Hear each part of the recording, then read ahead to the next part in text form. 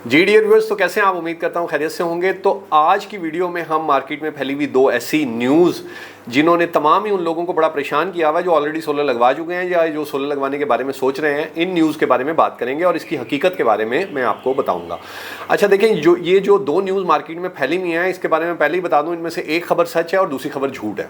पहले हम बात कर लेंगे कि इसमें से झूठी खबर कौन सी है और फिर हम बात करेंगे कि इसमें से सच्ची खबर कौन सी है। तो पहले मैं बता दूं कि झूठी खबर जो है वो ये है कि जी गवर्नमेंट सोच रही है कि 2000 रुपये पर किलोवाट जो है ना वो तमाम उन लोगों से टैक्स लिया जाए जिन्होंने सोलर जो लगवाने के बारे में सोच रहे हैं। अब इसमें भी दो बातें थी, एक ये कि एक बार फिक्स टैक्स 2000 रुपये लिया जाए, एक अफवाह ये थी, और दूसरी अफवाह ये थी कि हर माह 2000 रुपये पर किलोवाट लिया जाए। ये खबर बिल्कुल गलत है, पूरी मैंने इसकी रिसर्च की है और गवर्नमेंट ऑलरेडी इसकी तरदीद भी कर चुकी है कि ऐसी कोई भी जो तजवीज़ है वो ज़ेरे गौर नहीं है। अच्छा, जो दूसरी खबर है वो दूसरी खबर क्या है जिसको मतलब अभी तक इतना हाईलाइट नहीं किया गया, वो ये है कि गवर्नमेंट सोच रही है कि वो आपको जो ऑन ग्रिड सिस्टम जितने भी लोग लगवाते हैं, पहले गवर्नमेंट उनको 19 रुपए पर यूनिट के हिसाब से जो उनके एक्स्ट्रा यूनिट वापडा के पास जाते थे उसकी एडजस्टमेंट किया करती थी। तो अब सोच रहे हैं कि वो 19 रुपए की जगह 12 रुपए के हिसाब से उसकी एडजस्टमेंट की जाए। और ये तजवीज़ क्यों ज़ेरे गौर है?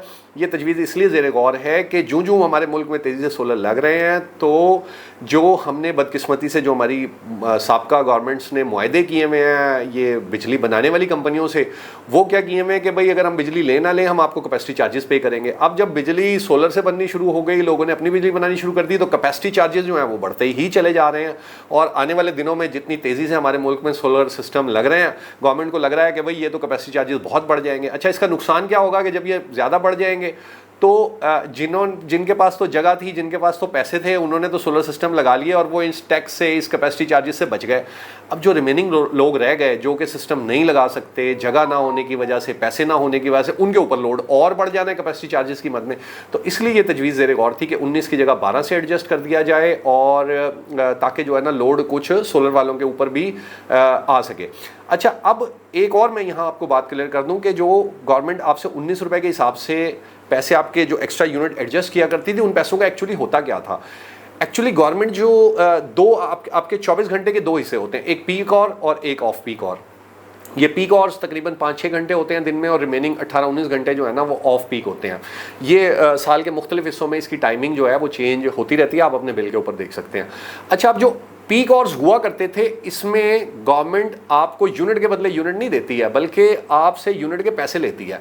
जो रिमेनिंग ऑफ पीक आवर्स है ना उसके अंदर तो आपको यूनिट के बदले में यूनिट मिल जाता है, लेकिन पीक आवर्स में आपको यूनिट के बदले यूनिट नहीं मिलता है, बल्कि पीक आवर्स के अंदर गवर्नमेंट आपसे पीक आवर्स के रेट के मुताबिक पैसे चार्ज करती है। और ये पैसे कहाँ एडजस्ट हुआ करते थे? ये जो आपके ऑफ पीक में आपने बिजली दिन में बना के गवर्नमेंट को दी होती थी उसके वो 19 के हिसाब से पैसे बनाते थे और आपके जितने पीक आवर के बनते थे वो उसमें से निकाल लेते थे। वो फिर प्लस माइनस बने, अगर प्लस बने तो आपसे पैसे लेते थे, अगर नेगेटिव बने तो वो क्रेडिट आपके बिल में शो होता रहता है। तो जब वो अब 19 की जगह 12 से एडजस्ट होंगे तो जाहिर है मतलब अब ये थोड़ा सा और आपको जो पीक आवर्स हैं वो महंगे पड़ने शुरू हो जाएंगे और आपके जो यूनिट है वो थोड़े से सस्ते जाने शुरू हो जाएंगे। लेकिन आप इस बात को समझिए कि अगर थोड़ा सा स्मार्टली आप इसको प्ले कर लें तो आप इसके इम्पैक्ट को कम से कम कर सकते हैं। वो कैसे? आप जो पीक आवर्स हैं उसके दौरान कोशिश करें कि थोड़ा सा इलेक्ट्रिक इक्विपमेंट का इस्तेमाल थोड़ा सा कम कर लें। अगर आपका एसी पहले से ही चल रहा है और आपने पीक आवर्स में थोड़ी देर उसको बंद भी कर दिया तो कूलिंग रहती है। एक तरीका आपकी इस्त्री या इस तरह के जो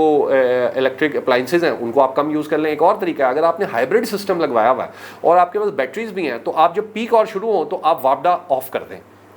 जाहिर है ये पीक आवर शुरू होते हैं जब सूरज गरूब हो जाता है, तो ये आप अपना जो है ना आपने वापडा ऑफ कर दें और आप अपनी बैटरीज को यूज़ करते रहें। और उसके बाद जब ये पीक आवर ख़त्म हो जाए और ऑफ पीक शुरू हो तो फिर आप वापडा के ऊपर चले जाएं, तो फिर आपको जो आपके यूनिट जमा हुए हैं उसमें से एक यूनिट के बदले में एक यूनिट मिलना शुरू हो जाएगा और आपको एक्स्ट्रा कॉस्ट कम से कम पड़ेगी। तो इस तरह से स्मार्टली आप मैनेज कर सकते हैं, इसका आपके ऊपर बहुत ज़्यादा इंपैक्ट नहीं आएगा, इसलिए आप इस खबर से बिल्कुल परेशान नहीं हो। दोनों ही खबरों से थोड़ा बहुत इसका इंपैक्ट तो ज़रूर आएगा, लेकिन ये कोई बड़ी परेशान कुन खबर नहीं है और आप थोड़ा सा स्मार्टली अगर करें तो इसको बहुत अच्छा जो है मैनेज कर सकते हैं और इसके ज़्यादा इंपैक्ट से आप बच सकते हैं।